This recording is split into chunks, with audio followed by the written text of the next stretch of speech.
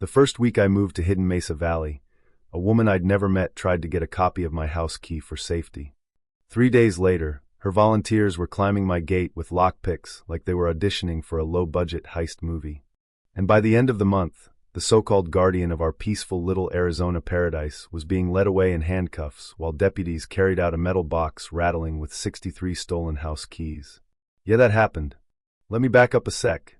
I left Chicago because I was tired of sirens at 2 a.m., tired of traffic that felt like a competitive sport, tired of explaining to my daughter Emma why helicopters hovered over our neighborhood like mechanical vultures. When I found that little house in Hidden Mesa, tucked just outside the HOA boundary line, it felt like I'd found neutral territory. The mountains wrapped around the valley like a protective wall. Pine in the air. Dust on the breeze. Silence that didn't feel suspicious. Emma was brushing her hair that first morning when the mail truck hummed up the gravel road. I stepped outside, expecting junk mail and maybe a welcome flyer from the local hardware store. Instead, there was a crisp envelope with a gold sticker seal stamped with Hidden Mesa Heights HOA and a Mountain Ridge logo that looked like it had been designed by someone who takes themselves very seriously.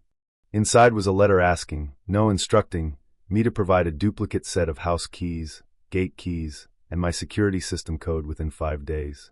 For emergency evacuation safety. I remember just standing there staring at it like it had personally insulted my intelligence. Emma zipped her jacket and asked what was wrong. Someone thinks they need keys to our house, I told her. She blinked. Do we know them? Nope. And they definitely don't know us. When I bought the property, I paid extra to stay outside the HOA boundary. It was written into the contract, notarized, stamped, signed. Independent ownership. Excluded jurisdiction. Fancy legal language for, you don't get to tell me what color my mailbox should be. So I wrote back. Polite. Firm. My property is not part of your HOA. I will not provide keys. Please remove my address from your mailing list. You know how sometimes you swat a fly and expect that to be the end of it? That's what I thought. By lunch, they replied. No apology. No explanation. Just a flat statement that my property was included in a 2021 jurisdiction revision and compliance was mandatory. No proof attached. Just authority vibes. I sent them scans of my deed and county maps. Told them further attempts to collect personal security information would be treated as harassment.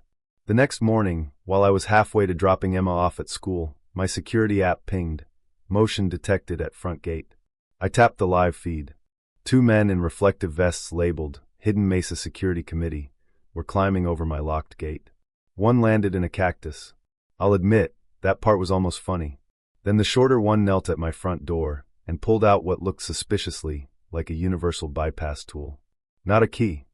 Not a screwdriver. Something you don't casually carry unless you plan to open things that aren't yours. I dropped Emma off, called the sheriff, and drove back faster than was probably advisable.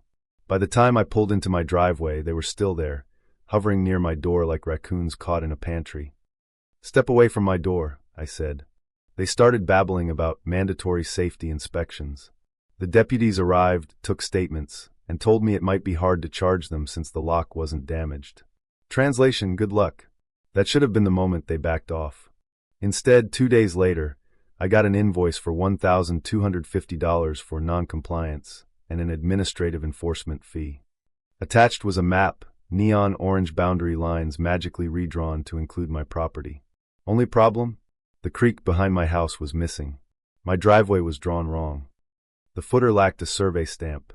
My real estate attorney, Armin, took one look inside. This isn't a legal revision. It's an amateur composite. Basically, someone with Microsoft Paint and ambition. And that's when the story twisted. A man named Dan Rice knocked on my door. Nervous. Sunburned. Hands shaking. He'd received the same key demand letter. Unlike me, he complied. Gave them his house key. His gate key. His garage code. 3 days later, his garage was rummaged through. Tools missing. Security system mysteriously migrated for community safety. An empty beer can in his trash he didn't drink. Fear had worked on him. They'd told him insurance might not cover wildfire damage without compliance. I showed him my footage. The fake map. The invoice. Something hardened in his expression. That creek isn't even on there, he muttered. Good anger is useful. I told him to file a complaint with the county attorney. That night, I received a private message from someone claiming they used to work with the mapping contractor. They altered the boundaries. I have proof. The attachments showed edited files, timestamps changed, invoices marked fix problem lots, yours first. I forwarded everything to the county attorney. 2 days later, Detective Avery called. "We're issuing a warrant," she said calmly. "Do not notify anyone." The morning of the raid was almost comically peaceful. Birds chirping. Sun bright. HOA office quiet. Then 3 vehicles rolled in. Sheriff's truck. Unmarked SUV. County car. Officers went inside. 10 minutes later, they started hauling out boxes. Binders. Hard drives. And a metal lockbox that clinked like a janitor's nightmare. 63 keys. Detective Avery announced it loud enough for bystanders to hear. 63 properties logged. Then they found the flash drive. Video files organized by homeowner name. Interior footage. Kitchens. Hallways. Bedrooms. One clip showed Dan's garage. A man rummaging through tools. Tossing them into a bag. Cracking open a beer. A woman's voice off camera. "The more you take now, the less they'll replace later." Karen's voice. And then, like a bad sitcom punchline, her adult son, the local realtor, walked in just in time to see himself on screen.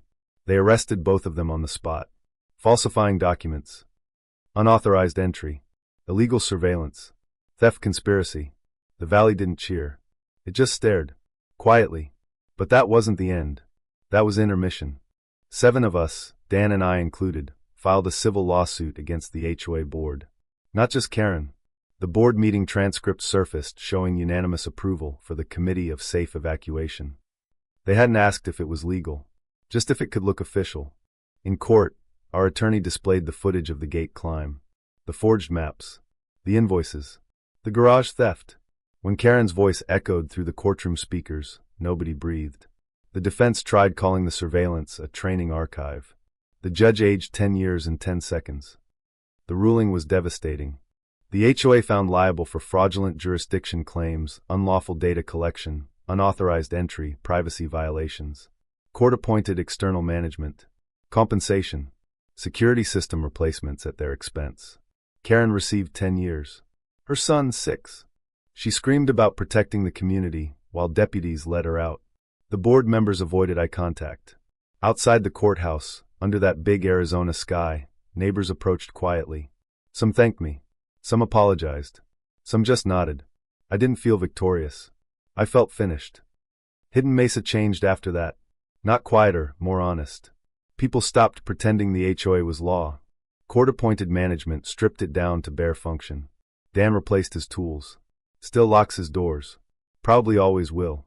Emma asked one night, "Can they come into our house anymore?" "No," I told her. "They can't." And that was enough for her. A reporter sent me a framed front page. Hidden Mesa HOA exposed in security scandal. I didn't hang it. Winning a fight isn't a trophy, it's a warning. I installed a new black steel gate. Clean lines. Solid. No cameras. Just a statement engraved across the front. No HOA access. No exceptions.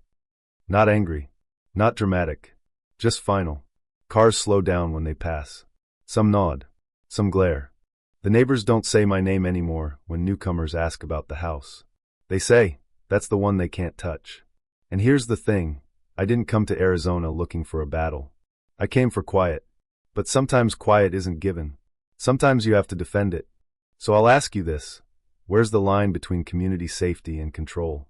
At what point does, for your protection, become a skeleton key in the wrong pocket? Would you have handed over your keys?